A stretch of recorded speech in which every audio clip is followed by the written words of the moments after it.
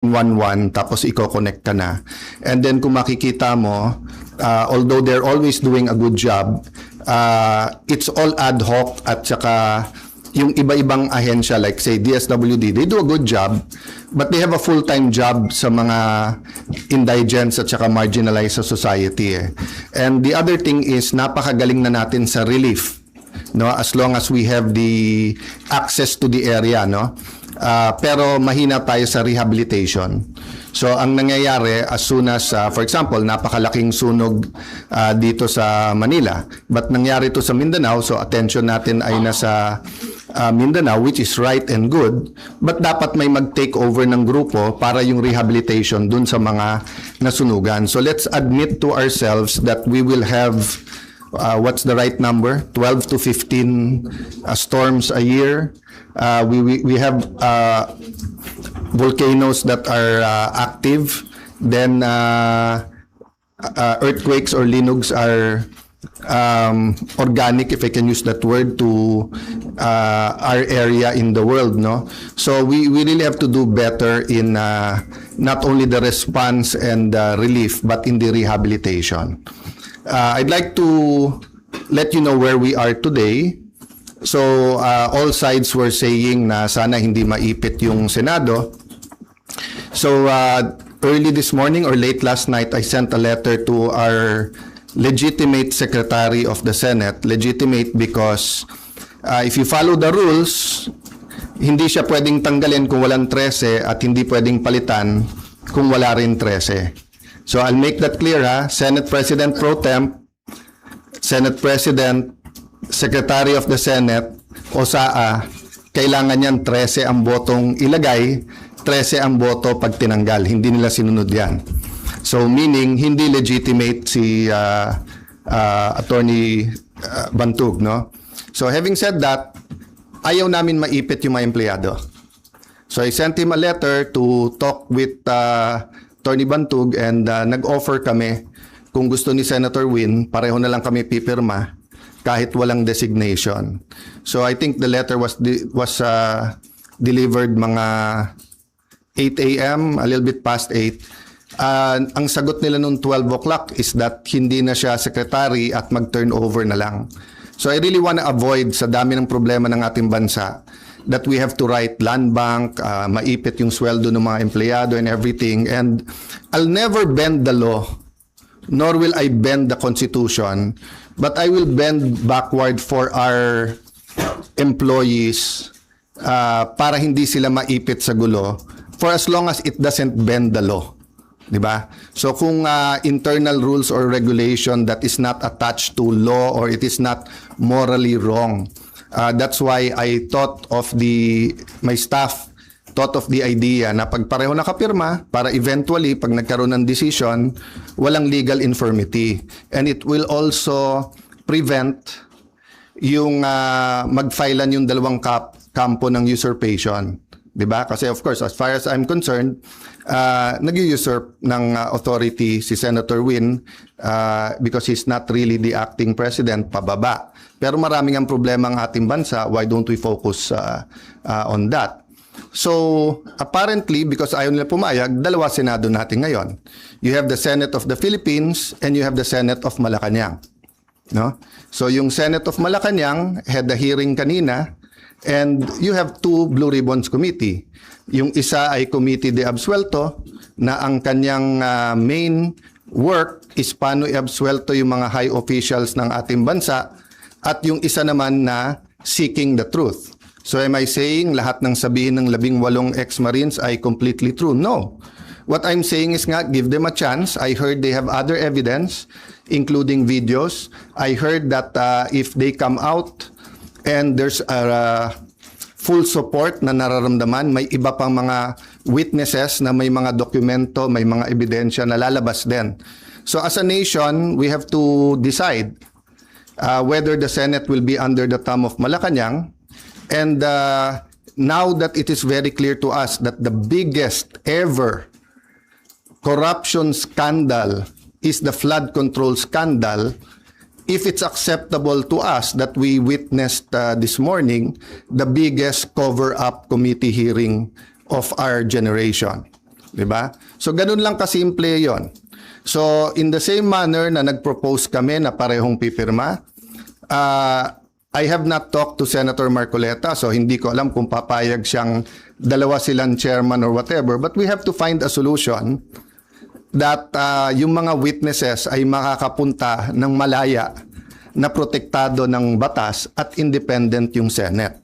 Having said that, mahaba panahon, as I said kanina, let's focus on Mindanao and on the relief and rehabilitation, especially kung may mga lives that are at stake now because dun sa mga buildings. I don't think all of us fully know the extent. So far nakikita lang natin yung mga videos, no. So hanggang dun lang muna, we will continue with our meetings. We will focus muna on Mindanao. I am not sure when the next hearing ng Blue Ribbon led by the subcommittee by Senator Marcoleta is. I'm expecting to know soon, but definitely knowing what's happening in Mindanao will have an impact on our decision kasi priority yon. Okay, questions from Janice Cosio. Jane Finder. Sir, good afternoon po. Good afternoon. Dalawa lang, sir. Yung comment nyo sa resign call sa inyo, and sabi po ng Malacanang kanina, open si BBM na magpatawag na special session ng Congress. Lalo na po, nabanggit nyo na rin yung nangyari sa Mindanao kanina. And paano po yun kung magkakaroon ng special Unahin ko yung Congress? special session, okay? Yes po. So I had 2 communications with them sa Malacanang. And both cases, sinabi nila sa akin, hindi pa handa yung mga bills na gusto nilang ipapasa para dun sa uplift. So biglang nung nagpalit ang majority, biglang kailangan ng special session dahil may bills na. Actually, kung may official silang bills, dapat na i-file na yon para na-refer na sa committee, di ba? So sabi nila, inaayos pa nila.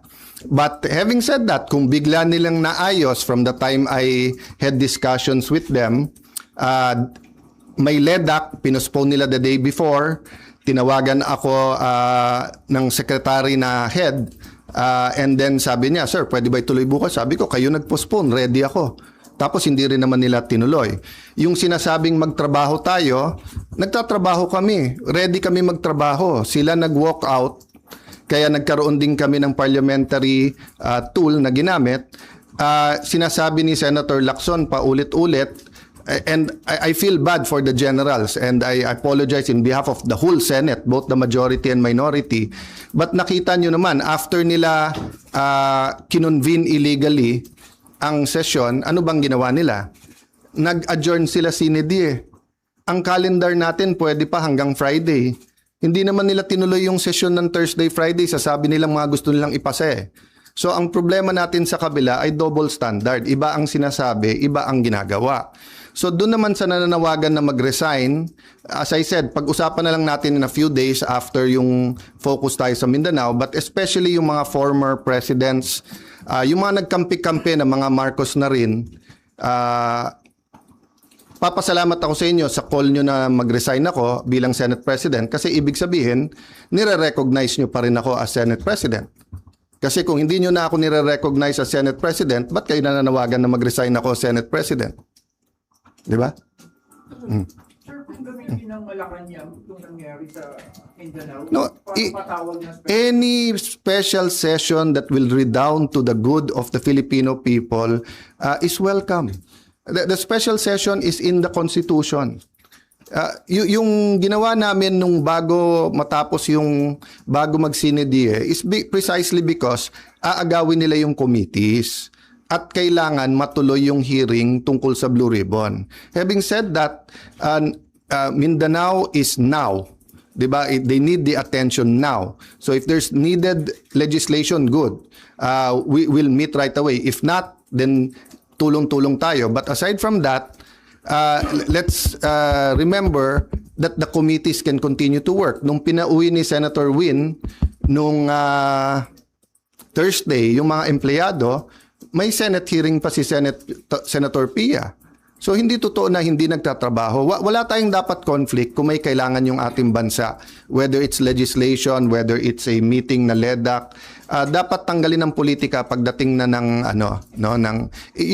I say politika, but it's an issue of graft and corruption. But what I meant is that it's a political issue vis-a-vis a more urgent. They're both important, but what's more urgent? You can postpone a hearing. You cannot postpone a rescue mission. You cannot postpone yung paghatid ng mga relief, di ba? And then, yun nga, hindi natin nararamdaman pa ng husto. Pero the economic crisis is here. And every month until the end of the year, it'll get much worse before it gets better. Because nga, tuloy-tuloy ang problema sa Middle East, di ba? So maraming tinatamaan dyan. Supply chain, presyo ng dollar sa peso, presyo ng diesel at ng gasolina, kakulangan ng fertilizer, taas ng presyo ng fertilizer, desisyon ng Vietnam at saka ng desisyon muna ng India kung bibigyan tayo ng magbebenta ng fertilizer, desisyon ng India at saka ng Vietnam kung magbebenta ng bigas o hindi, desisyon ng Indonesia whether mag-export sila ng coal o hindi. All of these are kumbaga sa relo are moving parts na walang makakahula o makakapredict. So in that sense, kailangang magtulong-tulong talaga yung ating bansa. Kaya naman nandun pa rin on the plate yung graft and corruption kasi kahit anong plano natin sa economic crisis, kung ninanakaw pa rin yung pera, then mahirapan pa rin tayo lahat. No? Jonathan Alvarado, GMA7. Sir, Yes. sino po ang tatayong presiding officer sa impeachment trial? At may update po ba kayo sa... As soon as they have 13, walang problema sila na. Okay, so I have to assert because may pinaglalaban tayo. Pinaglalaban ko hindi yung si Alan Cayetano ang Senate President. Ang pinaglalaban natin, ang Senado hindi pwedeng rubber stamp ng Malacanang. Hindi pwede na hindi independent yung Senate. Hindi pwedeng may hearing ka katulad kanina, yung bibig na bumubukas ay senador pero yung lumalabas na salita galing sa Malacanang. Opo. Ano pong rules sa pagpili ng presiding officer sa impeachment trials? They illegally amended the rules. They illegally had a session, 'di ba? So in due time there'll have to be something that will decide, 'di ba? But in the same manner na ina-assert ni Senator Win na he's the acting Senate President kahit na walang legal basis whatsoever, I have to assert not for myself but for the truth and for the Constitution. But it's still 1 month 'di ba? At hindi kami nakikipag-agawan sa silya doon. So for example, yung Senate Secretary, dapat siya yung ngayon nag-aayos para diyan sa pre-trial.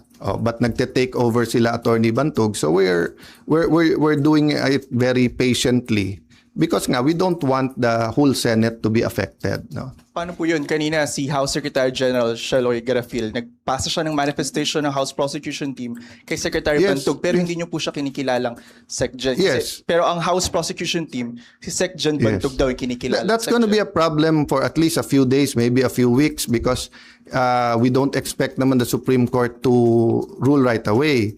But what's the best proof that Malacanang's hand is in this?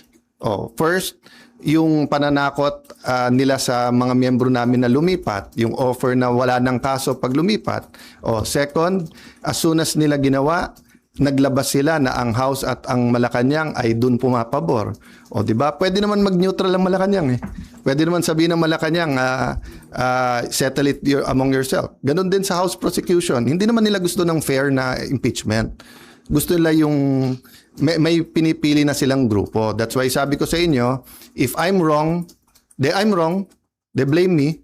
Kung tama ako, na from 24 gagawin 22, eventually 18 ang senador, tapos sasabihin nila 12 convicted na.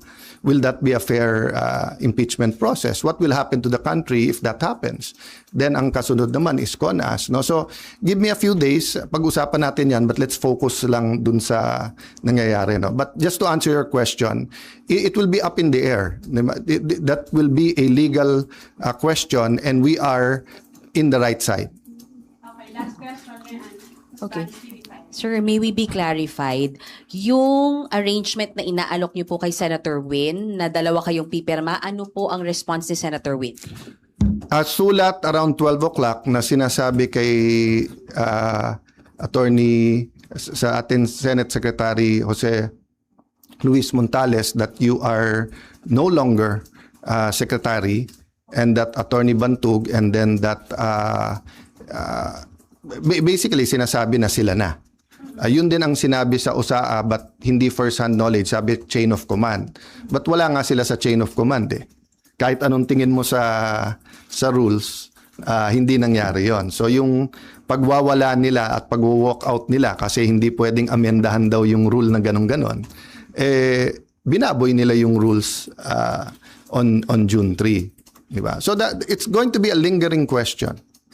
Sorry, how do you treat that? Hindi pumayag si Sen Win sa arrangement na dalawa kayong pipirma sa documents? And paano po yung sweldo nung It's just like the civil rights movement sa US, di ba? From the Civil War until pinasa yung mga civil rights laws, etc., yung may batas ka, alam mo yung tama. Pero yung inaapi pa rin, yung mga minority, yun yung de facto. Di ba? So alam naman natin lahat kung ano tama at sinong tama. Pero ang kapangyarihan kasi nasa kanila eh. Sa kanila ang pulis, nasa kanila ang NBI, nasa kanila ang Malacanang. Kaya sabi ko, lahat ng kapangyarihan nasa kanila. Pero katotohanan nasa amin. So hindi ko pwedeng bitawan yon. Kailangan lumaban tayo doon. Kasi kung hindi, after this, all you have to do is to get one senator plus Malacanang. Hindi na 13 ang kailangan boto, 1 plus 1 lang. 1 plus Malacanang. Sir, so you will still sign? Paano yung mga... That is a practical question na hindi mangyayari because nga from the bottom paakyat dun sa office, di ba? Never naman nila sinurrender yung SP office. Hindi ko namang trinethreaten yung mga empleyado, di ba? But sila, inaano nila yung mga empleyado. Yung ginawa ni Senator Erwin tapos nag-sorry. Bad cop, good cop yon. Sadya yon. I-shock mo na yung mga empleyado, nakakasuhan ka, tawagin mo kung ano-ano. Tapos si Senator Win naman yung mabait. So kahit na nag-sorry siya, natanim na yun sa puso ng mga empleyado. 'Di ba? Kaya nga sa akin, sa mga empleyado, it's a matter of conscience. Sir, so you gave up the signing? No, I'm not giving it up. I'm just saying, malamang hindi dumating sa opisina ko yung pipirmahan. But I'm not giving it up. Diba? Kailangan ko i-assert yun. Sir, sorry, ano po ba yung extent nung arrangement na pinopropose po ninyo? Hanggang doon lang sa dalawa kayong magsasign? No, it was a first step lang kasi sinabi nila open sila. Hindi naman pala sila open. Diba? Kasi sabi nila ayaw nila ng gulo. Diba? Sabi nila eventually kailangan magsama yung dalawang grupo, one Senate tayo. Diba? But mukhang ang utos ng Malacanang, hindi, kayo lang. Kasi nga alam nila na even if we go to the Supreme Court ASAP, it will take time. So in the meantime, they're buying time until they either get one more member or whatever. How will you assert kung hindi darating sa inyo yung pipirmahan? Basta in any way I can. And it's just like yung example na binigay ko sa'yo, whether it's apartheid, whether it's civil rights, di ba? Doon tayo sa tama. Okay, thank you guys. One last. Sandra. Sir, nabanggit niyo po kasi kanina yung Supreme Court. So are you referring to the one filed by the school teacher, Tayam, or meron po It's always an option for everyone. It's an option for the other side, for us, for the employees can also file. So let's see kasi nauna na si Senator Win, nag-meeting na yesterday ata sa mga taga-USAA and yung kanilang in-appoint na secretary at USAA, bagamat illegal, di ba, umikot na in every... As I told you, no, as a practical matter, ang matagal na naging Senate President, si Senator Drilon, di ba? Tapos si Senator Soto, matagal din, more than 5 years, di ba? Si Senator Coco, Senator Mig, Senator Cheese, magkakasama sila ngayon eh. Ako naman, ni isang empleyado, wala pa ako na-appoint eh. So sa practical matter din, sila ang mga kaklose. So siyempre, sila ang napakinggan. But I have faith in the Senate staff that they should listen to all sides. But I don't want to disturb, di ba, hindi civil war ang gusto namin. Ang gusto namin, manaig sa Senate kung ano tama, kung ano mali.